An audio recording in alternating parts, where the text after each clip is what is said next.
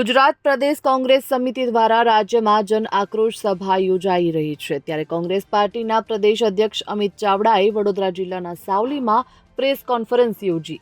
તેઓ દ્વારા કોંગ્રેસ પાર્ટીના શીર્ષ હોદ્દેદારો સાથે સાવલીમાં નગર પ્રવેશ દ્વાર પાસે આવેલ સરદાર પટેલની પ્રતિમાને પુષ્પાંજલિ કરી જન આક્રોશ સભાનું સંબોધન કર્યું હતું। પ્રથમ 2 મિનિટનું મૌન પાળી આત્મહત્યા કરનાર ખેડૂતોને શ્રદ્ધાંજલિ આપી સભા સંબોધન કરીને વર્તમાન સરકાર ઉપર ખેડૂત સહિત અનેક પ્રશ્ને પ્રહાર કર્યા હતા, જેમાં વોટ ચોર, ગાડી છોડના સૂત્રોચ્ચાર સાથે મંદી, મોંઘવારી, બેરોજગારી અને ભ્રષ્ટાચાર મુદ્દે પ્રજાના પ્રશ્નોને વાચા આપવા માટે કોંગ્રેસ સંકલ્પબદ્ધ છે અને પ્રજાની સાથે છે તેવું તેમણે જણાવ્યું।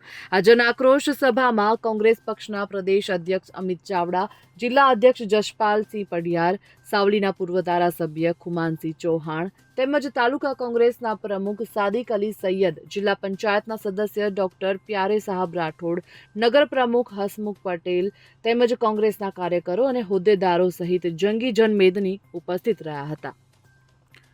Bureau report, Gujarat fight news.